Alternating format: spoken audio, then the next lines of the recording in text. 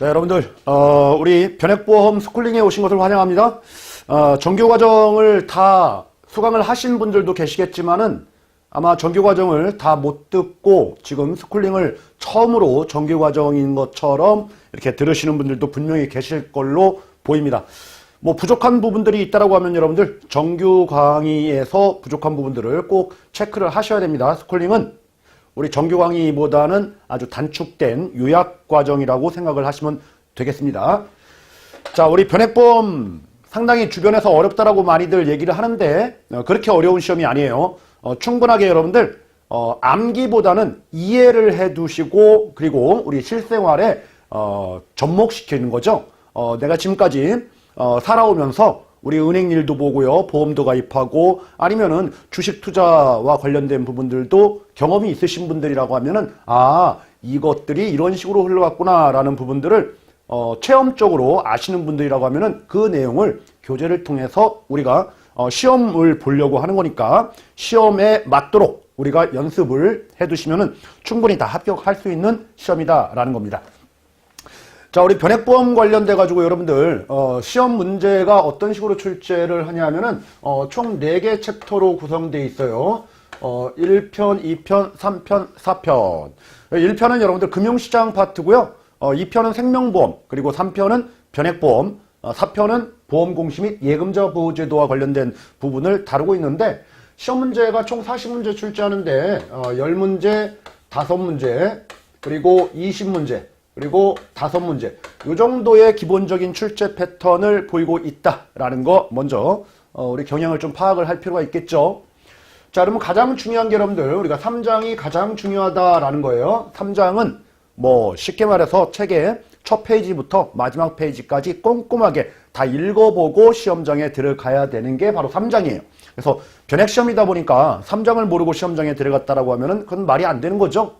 그래서 3장 부분은 완벽하게 내 걸로 소화하겠다라는 거예요. 그리고 플러스 알파가 필요한데 이 알파가 뭐냐면은 여러분들 생명보험 설계사 시험 보실 때 등록시험 보셨죠? 등록시험 볼 때 우리 보험과 관련된 일반적인 알아야 될 기초 상식, 기초 지식이라고 할까요? 이런 부분들이 변액보험 상품하고 같이 맞물려서 시험 문제 지문으로 등장하는 것들이 간혹가다 있다라는 거예요. 이게 어렵게 출제하는 것은 분명히 아니지만은 우리 변액보험 교재에는 없는 말들이 시험 문제 출제가 되더라라는 거죠. 그렇지만 그 내용은 여러분들 다 등록시험 때, 생명보험 시험 때 다 공부를 했던 내용입니다. 자, 그런데 뭐 생명보험 시험이 뭐 그렇게 자세하게 공부하면서 우리가 합격한 시험이 아니다 보니까 또 이런 부분이 나오면은 또 생소할 수가 있어요. 그래서 스쿨링 시간에 여러분들 이런 부분들도 몇 가지 우리가 한번 짚어보고 넘어갈 겁니다. 자, 그러면은 전반적으로 시험 문제 출제 패턴을 이 정도 보인다라고 하면은 여러분들 집중하셔야 될 게 분명히 3장이라는 거고요. 그리고 1장 부분도 집중을 해야 될 것처럼 보이지만은 금융 파트라는 게 이렇게 쉽지만은 않아요. 우리 여러분들 금융 관련된 자격증들 시험 보는 그런 시험이 금융투자협회에서 주관하는 펀드라든지 증권, 파생상품, 기타 등과 관련된 그런 내용들이 많이 시험에 있죠. 그런데 그런 내용들이 우리 교재에 다수 들어가 있다라는 거예요. 내용이 상당히 좀 양이 많죠. 양이 많은데 그것들이 다 시험지 나오느냐? 그거는 아니다라는 겁니다. 그래서 선별적으로 1장은 공부할 필요가 있겠다라는 거고요. 자, 2장 여러분들 생명보험 쪽하고 4장 보험공시 및 예금자 보호제도 이 부분은 어렵지 않아요. 쉬워요. 쉬운 부분들을 오히려 더 집중적으로 공략하는 게 합격을 위해서는 좋겠다라는 거죠. 총 40문제 출제되는데 우리 40문제 중에서 커트라인이 여러분들 70점이다 보니까 28문제 이상 맞춰야지 합격을 한다라는 거예요. 자, 반대로 생각하면은 12문제 정도 이렇게 틀리면은 된다라는 거죠. 그래서 선택과 집중을 잘 해두시면 되겠다라는 거예요. 자, 물론 OX 문제도 출제를 합니다. OX 문제는 기본적으로 1장에서 한 문제 정도, 2장에서도 한 문제, 3장에서는 2문제, 이렇게 OX 문제가 총 4문제가 출제되고 있습니다. 4장은 거의 출제를 안 한다라는 거예요.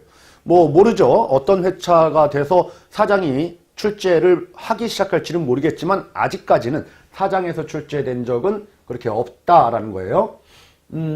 기본적으로 우리가 변액보험 파트를 시험을 보다 보니까 항상 지문으로 OX 문제 총 4문제 중에서 기본적으로 O 2개, X 2개라고 한다라고 하면은 3장이 X일 확률이 상당히 높고 1, 2장은 O일 확률이 상당히 높다라는 거예요. 확률상 그래요. 물론 예외도 있지만은 확률상 이렇게 될 확률이 상당히 높다라는 거 먼저 알고 가시기 바랍니다.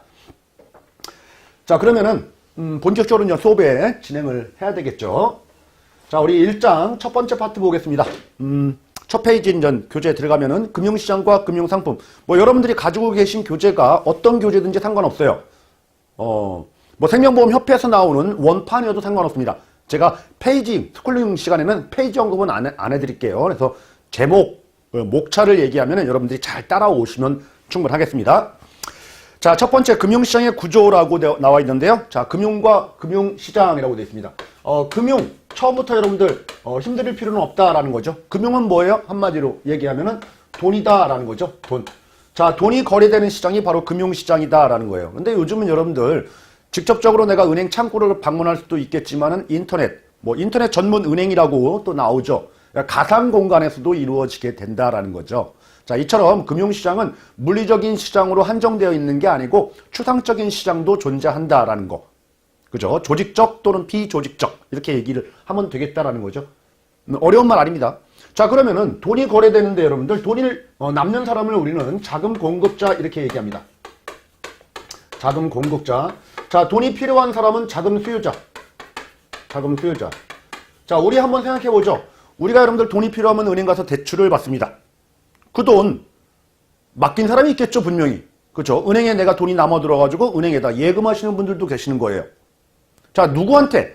그 사람한테, A라는 사람한테 내가 직접 빌린 건가요? 아니죠. 은행을 통해서 간접적으로 빌린 거죠. 이게 바로 간접금융이라고 합니다. 대표적으로 은행이 여기에 해당되죠.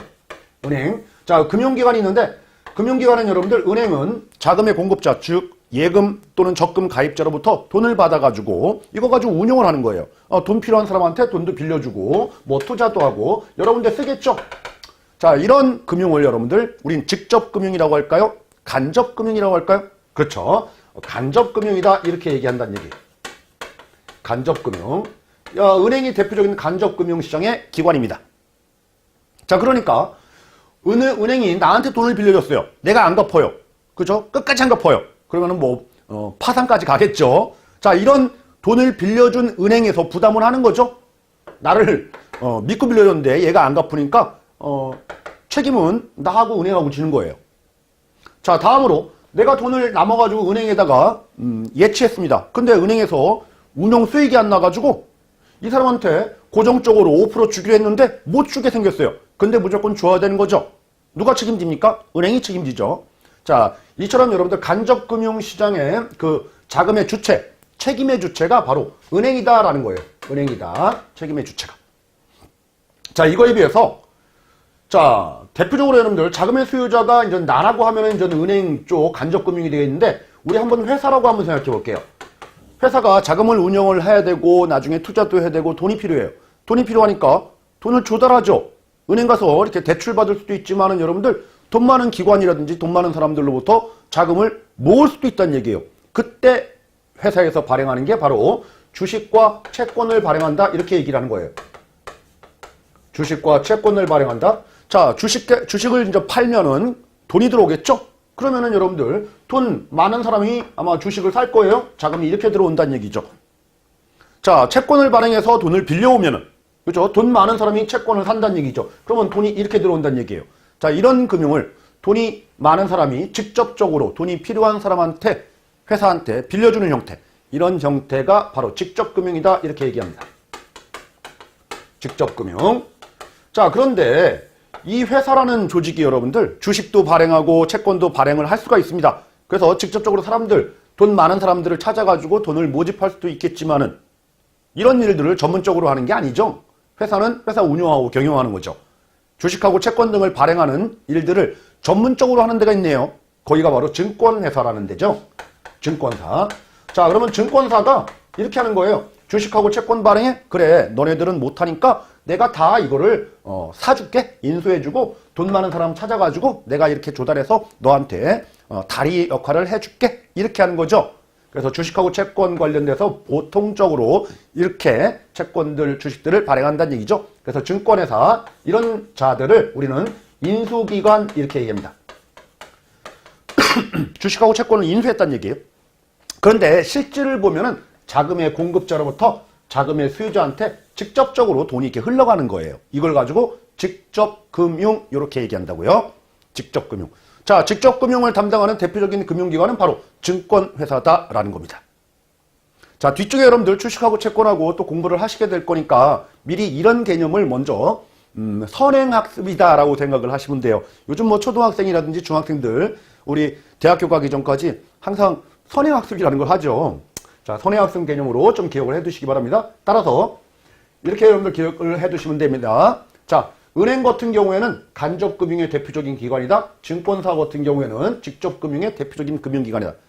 자, 여기서 돈을 빌려준 사람, 돈을 필요로 한 사람. 자, 여기서 직접금융 같은 경우는 내가 주식 투자했다, 채권 투자했다. 뭐든 만약에 회사가 부도나면은 책임은 내가 지죠. 그래서 책임 소재는 증권사가 지는 게 아니고 투자자가 그리고 회사가 책임지는 겁니다. 자금의 수요자, 공급자가 직접적인 책임을 지는 게 바로 직접금융이다. 자, 이거 여러분들 반대로 설명하면 틀리다라는 거, 이 정도 보시면 될 것 같네요. 중요한 것은 아니다라는 겁니다. 시험 문제 거의 안 나오지만은 그래도 여러분들 우리가 금융이라는 것을 처음 공부하니까 이 정도는 알고 넘어가자라는 거예요. 자, 다음 여러분들 2번에 금융기관이라고 되어 있는데 여기서 직접금융, 간접금융에 대한 설명을 지금 하고 있는 겁니다. 다음 4번 금융시장의 기능이라는 게 나옵니다. 자, 우리 시장이 존재하지 않는다라고 하면은 누가 돈 많은지 아니면 누가 돈이 필요로 한지 모르죠. 그래서 돈 많은 사람 찾아야 돼요. 너무 힘들어요. 그죠? 누가 있는지 돈이 있는지 다 모르는 사람한테 물어볼 수도 없는 일이고 상당히 힘들죠. 그렇지만 금융시장이라는 게 시장이 존재하다 보니까 이런 부분들이 원활하게 흘러간다는 얘기입니다. 그래서 금융시장의 기능은 여러분들 좋은 기능일까요? 나쁜 기능일까요? 좋은 기능이겠죠. 금융시장이 존재하니까 상당히 좋다라는 거예요. 좋다. 위험도 다 통제할 수 있고 비용도 절감할 수 있고 상당히 좋다는 얘기죠. 그러면 여러분들 시험 문제가 다음 중 금융시장의 기능이 아닌 것은 우리 교재는 1번부터 해가지고 6가지 시장 규율까지 총 6가지 기능을 얘기를 하고 있는데 제목만 좀 보자고요. 자세하게 공부하지 말고. 자, 대표적으로 여러분들 거래 비용이 증가한다 그러면 틀리겠죠. 거래 비용이 절감되겠죠. 자, 우리 첫 번째 정도만 보죠, 여러분들. 자금의 중개라고 했는데 좀 전에 왔습니다. 좀 전에 왔죠. 자, 금융시장을 통해서 돈에 남는 사람, 돈 잉여 부분이라고 합니다. 남는 사람이 시장에다가 돈을 풀면은 필요로 하는 사람, 수요자죠. 수요자가 부족한 자금들을 금융시장을 통해서 빌려오겠죠. 자, 이런 기능을 금융시장에서 무슨 기능을 수행한다? 중개 기능을 수행한다. 이렇게 얘기합니다. 자, 우리 중개 기능이라는 게 금융시장 기능 중에서 가장 중요한 기능이겠죠. 자, 참고로 여러분들, 참고입니다. 이거는 뒤쪽에 여러분들 금융기관의 역할이라는 것을 우리가 공부를 할 거예요. 금융기관의 역할. 자, 금융기관이라고 하는 것은 여러분들 은행, 증권, 보험회사 이런 데들을 얘기를 하는 거예요. 금융시장을 얘기하는 게 아니고. 이런 금융기관들은 여러분들 어떤 역할들을 하냐면은 이 금융시장에서 좋은 기능들을 다 역할합니다. 그런데 추가적으로 더 역할을 하는 게 있어요. 내가 전기세를 내려고 하면은 한전에 내야 돼요. 그렇죠? 그렇지만은 은행 가다 내죠? 뭐예요?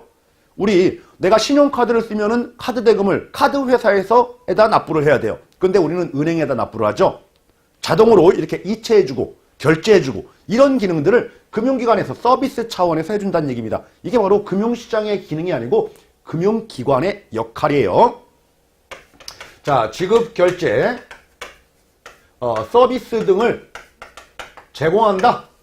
자, 이렇게 나오면은 요거는 금융시장의 기능이 아니고 금융기관의 역할이다라는 거.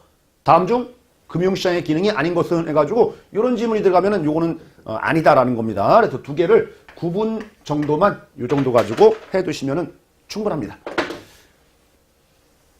자, 다음으로 가죠. 자, 금융시장에 우리가 종류가 나옵니다. 교재 쭉 넘기셔가지고 금융기관의 역할 6가지 넘기시고 자, 3번에, 4번에 금융시장의 유형.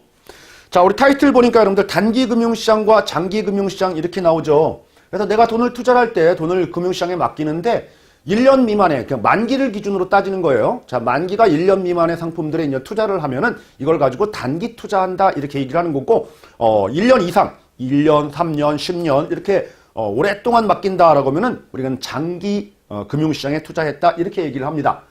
그래서 단기 금융시장과 장기 금융시장 이렇게 구분하는데 이 두 개의 구분 기준은 뭐라고요?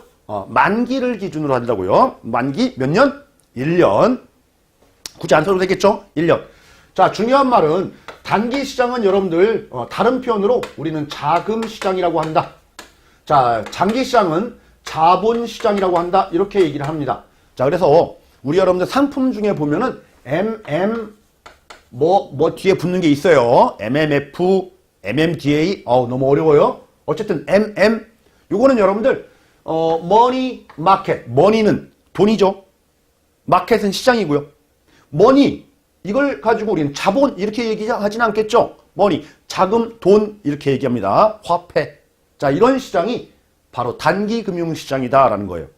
이거에 비해서 장기 금융시장은 여러분들 오랫동안 투자해서 목돈을 투자해서 굴리는 거죠. 나한테 보면은 그 돈은 그죠? 종잣돈이에요. 어찌 보면은.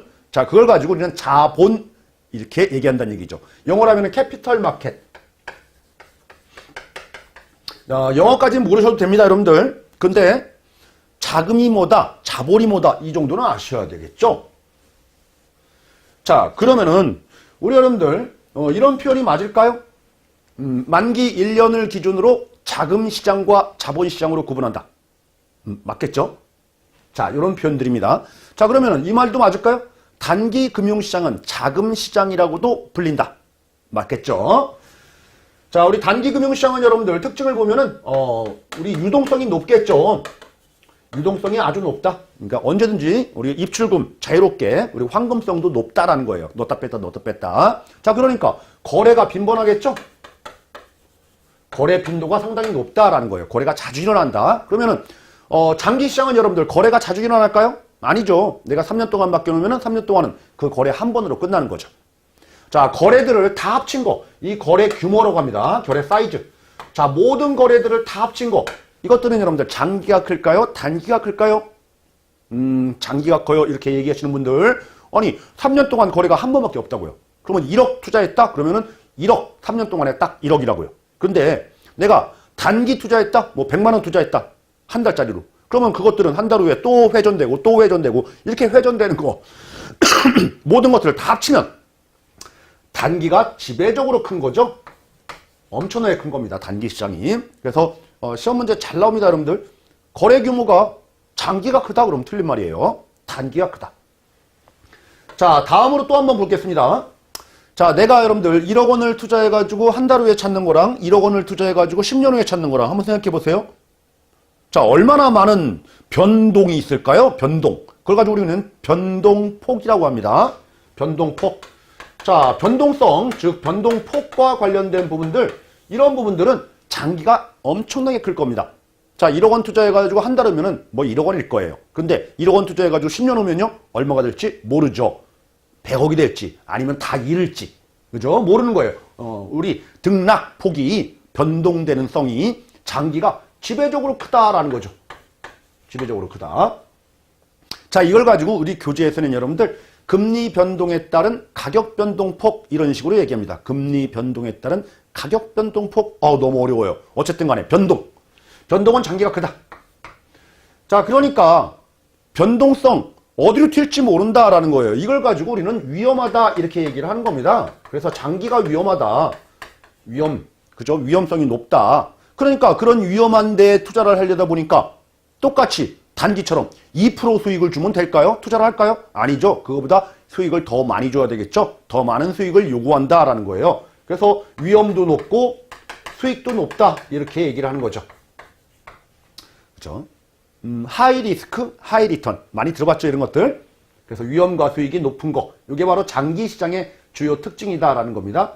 그러면은 시험 문제가 여러분들 이런 것들이 시험 문제 나온다는 얘기예요. 다음 중 금융시장에 대한 설명으로 틀린 것은 해가지고 단기 금융시장은 유동성이 높기 때문에 가격 변동폭이 크다 이렇게 나온다는 얘기죠. 아니죠. 가격 변동폭은 장기가 큰 거죠. 그래서 꼭 좀 기억을 해두시기 바랍니다. 큰 것만 거래 규모는 사이즈는 어디가 크다고요? 단기가 크다. 자, 변동폭은 어디가 크다고요? 장기가 크다라는 거. 이거 두 개 기억을 해두자고요. 이해하셨죠? 자, 이 정도만 공부를 하셔도 일단 한 문제, 얼추 한 문제까지는 맞추고 들어가는 거예요. 자, 다음으로 추가적으로 보겠습니다. 그러면 단기 시장에서 거래되는 상품들이 여러 가지가 있어요. 상품들이 우리 교재에서 여러분들 뒤쪽에 7개를 소개합니다. 자, 이거에 비해서 장기에서 거래되는 주요 상품은 딱 3가지를 소개해요. 그러면 여러분들 단기 상품 7개를 암기하는 것도 중요하겠지만은 장기에서 거래되는 주요 상품 3가지 정도는 우리가 기억을 하자고요. 자, 우리 여러분들 주식이라든지 채권이라든지, 자, 주식하고 채권은 여러분들 기업체, 회사에서 자금이 필요하니까 주식 발행하고 채권 발행했다. 뭐 이거 좀 전에 말씀드렸죠? 그럼 회사는 여러분들 뭐 1년 내에 문 닫는 회사는 없죠. 영속적 기업을 가정합니다. 오랫동안 갈 거란 얘기예요. 그래서 장기 1년 이상 투자하는 상품의 대표적인 게 바로 주식하고 채권이다라는 거예요. 자, 이거랑 또 하나가 있습니다. 우리 자산유동화 증권이라는 게 있어요. 자산유동화 증권. 아, 어렵죠? 입에 탁 안 붙어요. 말이. 그쵸? 자, 대표적으로 금융기관 같은 경우에 내가 돈을 빌려줬어요. 대출, 10년짜리 대출. 오랫동안 너무 묵히다 보니까 회전이 안 되는 거예요. 돈이 없어요. 은행에서. 그러니까 이런 채권들을 담보로 해서 새로운 증권을 하나 만들어서 판매하는 거죠. 그래서 유동성을 더 보완하기 위해서 만들어 놓은 거. 그러니까 자산이 너무 묶이다 보니까 거기에 현금화하기 위해서 발행한 증권이다라고 해서 자산유동화 증권이라고 해서 영어로 하면 ABS. 여러분들 자동차 ABS 얘기하는 게 아니고요. 그렇죠? 에셋, 자산을 베이스, 기초로 해가지고 시큐리티 증권을 만들었다 그 말이에요. 자, 이런 것들이 바로 대표적인 장기 금융 상품이다라는 겁니다. 장기 금융 상품. 자, 정리 한번 해볼까요? 그러면 단기 금융 상품이 아니고 장기 금융 상품들은 뭐뭐 있냐? 그러면 주식, 채권, 자산 유동화 증권. 처음에 입에 안 붙으면 이것들이 바로 장기 상품이다라는 거예요. 자, 그거 말고는 다 단기예요. 뭔지 몰라요. 예를 들어 볼게요, 그러면은. 콜. 단기예요. 요거 주식, 채권, 자가 아니니까. 양도성 예금증서 뭔지 몰라도 됩니다. 자, 기업어음, 표지어음, 통화안정증권, 뭐 CMA, MMF, 뭐 여러 가지가 있습니다. 어쨌든 주식, 채권, 자산 유동화 증권이 아니면 다 단기다 이렇게 생각을 하시는 게 좋겠다라는 겁니다. 자, 시험 문제 이게 너무 자주 나온 거죠? 요즘 들어서. 다음 중 금융시장 유형에 대한 설명으로 틀린 것은 틀린 거. 양도성 예금증서와 자산 유동화 증권은 단기 금융시장 상품이다. 이렇게. 틀린 말이죠. 자, 얘는 장기다. 이해하셨나요? 자, 여기까지만 보셔도 여기까지가 이제 완성입니다. 한 문제는 충분히 걸린다는 얘기죠. 이해하셨죠? 꼭 맞추시기 바랍니다. 우리 1장에서 다 맞출 건 아니에요, 여러분들. 그렇지만은 시험 문제 단골로 나오는 거에서 틀리는 일이 없도록 하시자라는 겁니다. 자, 다음으로 가서 보니까 우리 장기 시장은 여러분들 뒤쪽에 주식하고 채권하고 따로 공부를 할 거예요. 그러면은 이제 단기 시장의 상품들이 어떤 거가 있느냐라고 해서 교재에 나와 있는데, 자, 첫 번째 우리가 콜 시장 이렇게 나와 있고요. 자, 두 번째 제목을 보니까 환매 조건부 채권. 우리는 이제 환매 채권 이렇게 얘기합니다. 환매 채권 시장. 자, 세 번째 보니까 양도성 예금증서 이렇게 나와 있고요. 예금증서. 자, 네 번째 보니까 우리가 이제 기업어음 이렇게 말이 나옵니다. 어려운 말도 많이 나오네요. 자, 다섯 번째 보니까 전자단기사채 이런 말도 나오네요. 전자단기사채. 자, 여섯 번째 보니까 우리가 표지어음 이런 말도 나옵니다. 표지어음. 자, 마지막 일곱 번째 통화안정증권 이런 말도 나오네요. 통화안정증권. 자, 우리가 7가지가 여러분들 단기에서 거래되는 주요 상품이죠. 자, 이 중에서 주식, 채권, 자산유동화 증권은 없죠. 근데 여기 사채, 채권 아니냐. 여기도 환매, 채권 아니냐라고 되어 있는데 앞에 뭐 이상한 말들이 많이 붙죠. 그렇죠? 보통 여러분들 뭐 회사채, 지방채, 뭐 국채 이런 것들은 채권이에요. 일반적인 채권들. 그런데 무슨 채권 무슨 말이 많아요. 이런 것들은 여러분들 그런 채권을 별도로 이제 다른 말로 이제 얘기를 하는 거예요. 단기 상품의 종류다. 이렇게 먼저 좀 잡으시기 바라고요. 자, 이거 7개를 다 어떻게 공부하느냐라는 겁니다. 그래서 정규 수업 시간에 여러분들 정규 강의 때는 다 설명을 차근차근 드렸으니까 이 정규 강의 내용을 보완하실 내용들은 보완을 하셔야 됩니다. 시험 문제 아예 안 나오는 게 아니고 나와요. 자, 그러면은 우리가 이제 스쿨링 시간이니까 간단한 중요 특징들, 시험 문제 자주 나오는 정답 지문들 중심으로만 우리가 메모를 해두자고요. 자, 콜 시장은 여러분들 금융기관이 초단기로 옆에 있는 금융기관한테 잠깐 빌리는 거예요. 융통하는 거예요. 그래서 요거는 여러분들 돈을 빌린다라고 하면은 돈 좀 빌려줘. 그러면 콜. 알았어, 돈 빌려줄게. 콜. 이렇게 얘기한다고요. 자, 우리 돈을 차입하는 자들 우리는 뭐라고 하냐면은 콜, 머니, 돈 좀 빌려줘. 이렇게 얘기를 하는 거고 알았어, 돈 빌려줄게. 라고 하는 금융기관은 콜, 론 이렇게 얘기해요. 빌려줄게. 대여해 주는 거. 자, 이렇게 초단기로 우리가 돈 빌리는 거예요. 초단기로. 이해하셨죠? 자, 초단기로 빌리는데 여러분들 바로 갚아라는 얘기죠. 바로 갚으라는 얘기예요. 그래서 보통은 여러분들 만기가 1일짜리 이걸 가지고 있는 이길물 이렇게 얘기합니다. 이길물 거래가 대부분이에요. 그런데 너무 늦게 갚으면 안 되죠. 그래서 최장 만기가 90일 이내로 제한되어 있습니다. 자, 이 정도 기억을 해두시기 바랍니다. 아셨죠? 자, 다음 환매 채권. 이거는 여러분들 영어로 하면은 RP라고 합니다. RP. 자, 보통 여러분들 채권이라고 하면은 일반적인 채권들, 회사에서 돈이 필요해가지고 돈을 빌리는 거예요. 자, 그러면은 대부분 기관들이 투자를 해요. 거기에. 막대한 자금이다 보니까. 그러면 개인들은 채권 투자하기가 너무 힘들다라는 거죠. 좀 전에 왔죠? 그 채권들을 누가 다 간접적으로 인수한다고 했죠? 증권사가. 그래서 증권사 창구에 가가지고 조금만 분양 좀, 나도 투자 좀 하고 싶어요. 라고 해가지고 투자를 하는 거죠. 그런데 일반적인 채권은 여러분들 장기다 보니까 뭐 3년 만기, 5년 만기 이런 채권이란 말이에요. 그럼 개인들은 그렇게 투자할 여력이 없는 거죠. 나는 6개월 동안 투자를 하고 싶어요 라고 하면은 증권회사가 그 채권을 떼어줍니다. 그리고 6개월 후에 다시 사요. 그쵸? 그래서 우리가 환매라고 하는 거예요. 환매. 다시 산다. 그러면은 요 환매 채권은 여러분들 우리가 기관이 채권 투자하는 거예요? 개인이 채권 투자하는 거예요? 그렇죠.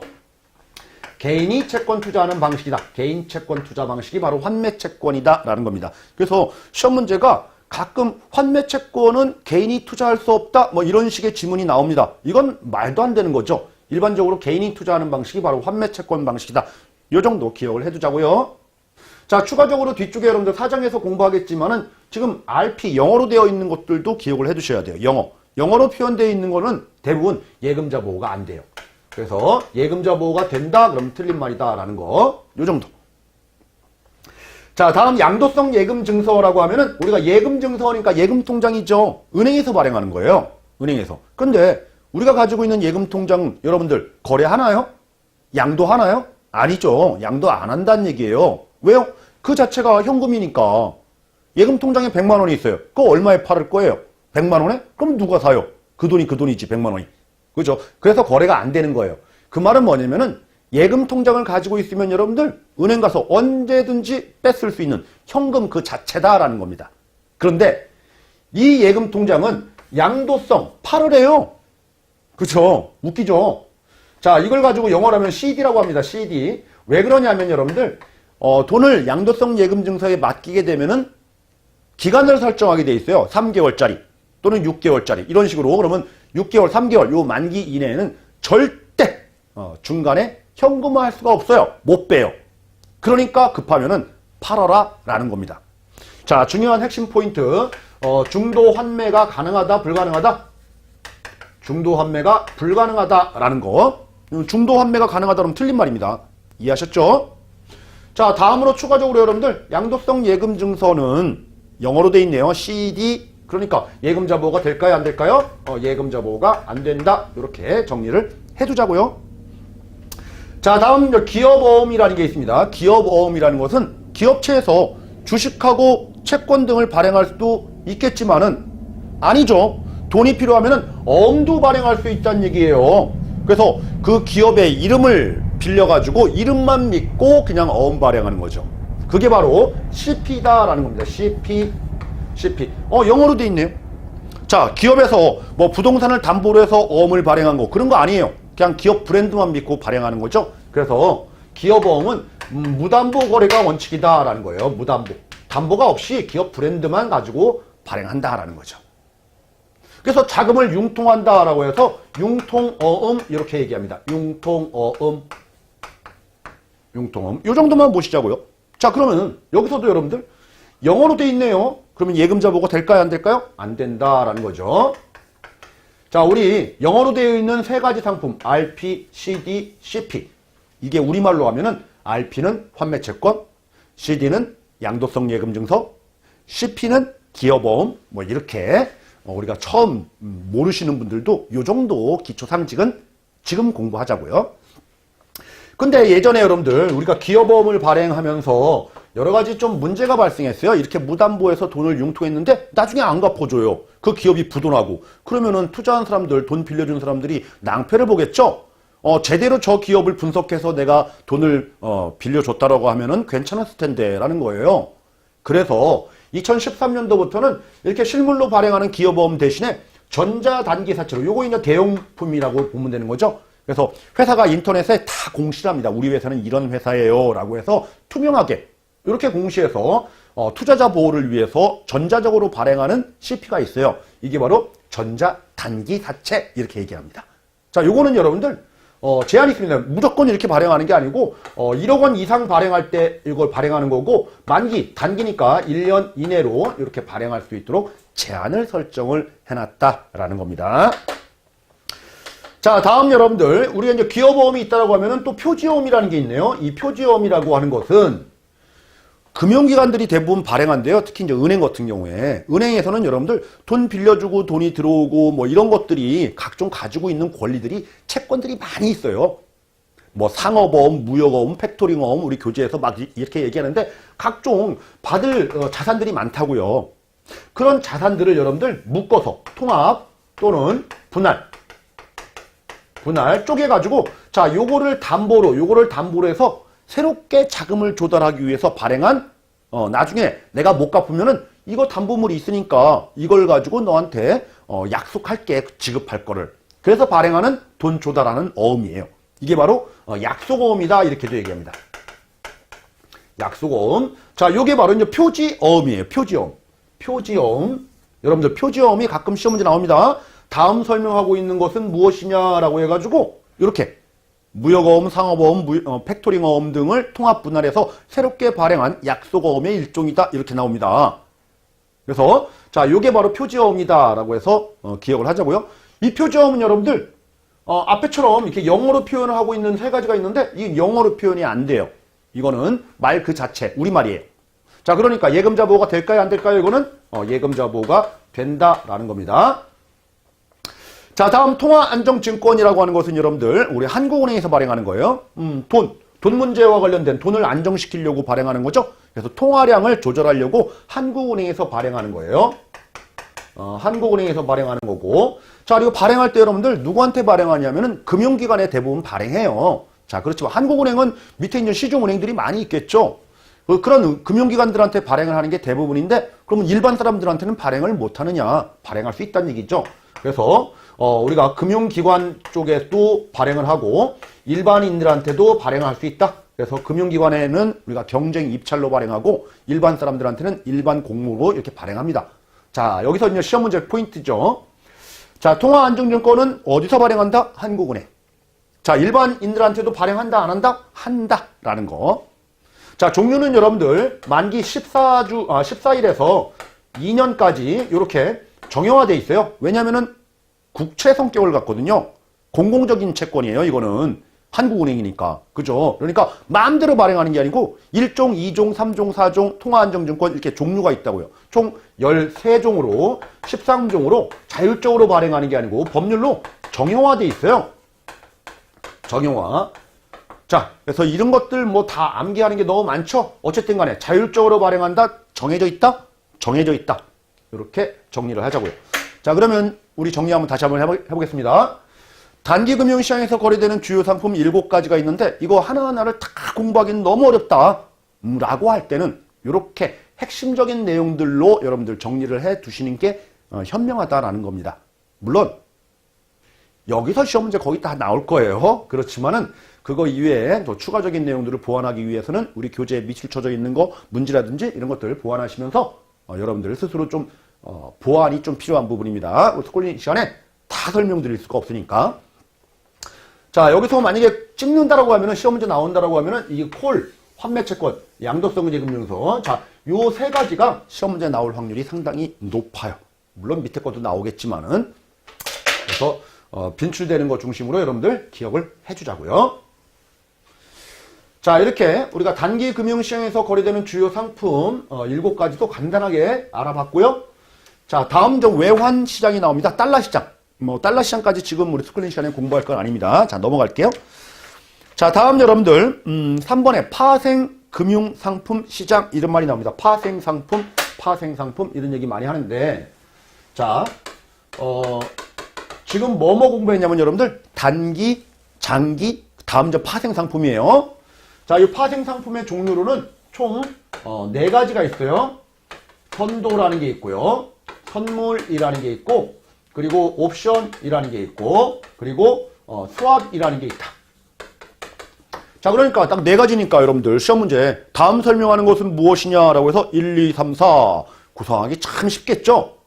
됐습니다. 참 쉽다. 그러면은 개념만 알자라는 거예요. 시험 문제 유형은 뻔합니다. 다음 설명하는 것은 무엇이냐라고 해서 한 2-3줄 이렇게 나온다고요. 여러분 1, 2, 3, 4 중에 고르는 거예요. 선도, 선물, 옵션, 스왑. 자, 그러면은 자, 우리 여러분들 파생상품이라고 하는 것은 이 선도는 미리 거래하는 거예요. 이것도 미리 거래하는 거, 이것도 미리 거래하는 거, 이것도 미리 거래하는 거. 다 미리 거래하는 건 똑같아요. 똑같고 나중에 사겠다, 팔겠다 이거예요. 그리고 이거 수합은 바꾸겠다 나중에. 자, 그런데 선도하고 선물은 여러분들 반드시 이행을 해야 돼요. 내가 사기로 했으면 무조건 사야 돼요. 내가 팔기로 했으면 무조건 팔아야 돼요. 근데 이 옵션이라고 하는 것은 내가 사기로 했다? 그러면 나중에 보니까 안 사는 게 더 이익일 것 같아. 그러면 안 사도 돼요. 즉 옵션은 권리만 있는 거지. 의무를 부과하지, 의무를 지지 않는 계약이 바로 옵션이에요. 근데 얘네들은 옵션, 선도하고 선물은 다 의무도 있다는 얘기예요. 근데 이 선도라는 얘기는 여러분들 거래 조건이 비표준화되어 있어요. 표준화되어 있지 않아요. 그러니까 대부분 장외에서 개인들이 거래하는 방식이에요. 대표적으로 여러분들 우리 배추, 이제 밭대기 이런 얘기 많이 듣죠? 이런 게 바로 선도예요. 자, 이거에 비해서 선물이라고 하는 것은 제품이 표준화되어 있어요. 딱 정량화된다는 얘기죠? 그러니까 한국 거래소, 즉 장내에서 거래하는 상품이에요. 그래서 여러분들 선물 거래소 이런 얘기 들어봤을 거예요. 선물 거래소. 그렇죠? 선물 거래소. 그리고 이제 금선물 이런 말도 들어봤을 거예요.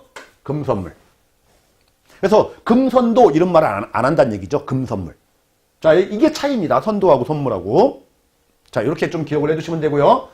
자, 그리고 옵션은 여러분들 의무를 지지 않는 거라고 했는데 만약에 이 권리가 내가 살 수 있는 권리가 있고요. 팔 수 있는 권리가 있어요. 그럼 내가 예를 들어서 주식을 하나 가지고 있는데 나중에 10,000원에 팔게 이런 권리도 있고요. 나중에 10,000원에 살게 이런 권리도 있다고요.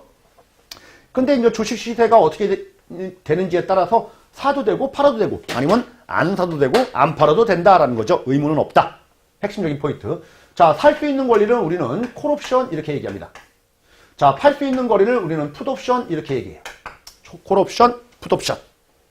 콜옵션, 풋옵션. 자, 뭡니까? C죠. C. P죠. P. 그래서 사자 권리, 팔자 권리 이렇게 여러분들 기억을 해두시면 되겠네요. 이게 시험 문제 나올 수도 있습니다. 다음 빈칸 채우기 문제. 살 수 있는 권리 괄호, 팔 수 있는 권리 괄호. 그래서 괄호에 들어갈 말로 바르게 짝지어놓은 것은 이라고 했을 때 콜옵션, 콜옵션 그리고 풋옵션 뭐 이렇게 얘기한다는 얘기입니다. 그래서 사자 권리, 팔자 권리. 다음 수합이라는 게 있습니다. 이 수합은 여러분들 맞바꾸는 거, 교환하는 거예요. 교환 거래. 영어로 하면 수합.